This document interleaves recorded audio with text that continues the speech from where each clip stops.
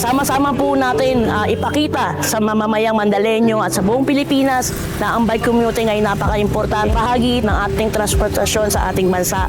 Hinihikayat po namin lalo na ang kababaihan.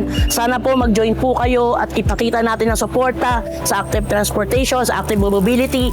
Papasalamat po kami dahil binigyan po rin kami ng pagkakataon upang ipakita sa ibang syudad at sa iba pang lugar na may bike bus. Usually, community natin is tayong mga nanay, no? Kasi ang thinking natin para sa mga kalalakihan lang ang bike eh. So, mas mahihikayat pa natin yung ibang kababaihan, lalo na yung mga may bahay na mag-bike to work ka lang. Kasi karamihan sa atin mga babae, naghahanap buhay din para sa pamilya dahil sa sobrang hirap ng buhay ngayon. Nasa halip magiging pamasahe, ipapadyak na lang natin. Kumbaga, pedal power para sa kababaihan.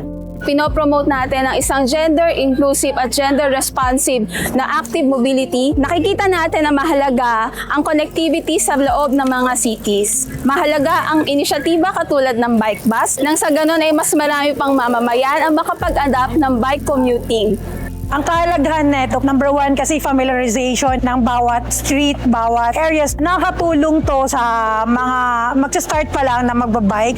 Yung feeling na natatakot sila. Pag natuloy-tuloy na po yung bike bus namin, magkakaroon na po sila ng lakas ng loob. Napaka-laking tulong. Dahil sa traffic, matagal kang natetenga.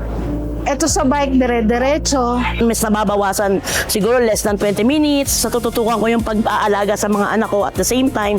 Kasi meron din akong anak na PWD. Basta ilalaan ko pa sa oras sa pag-aalaga ko sa pamilya. Kami dito sa Active Transport Office, posibleng magkakaroon at matuloy-tuloy na yung bike bus dito sa Mandaluyong. Sana sa kalapit naming lugar, sa mga local LGUs natin, sana ka rin po magkaroon kayo ng encouragement din po sa mga kabahiyan sa yung lugar, sa mga employees nyo na magkakaroon kayo ng bike bus.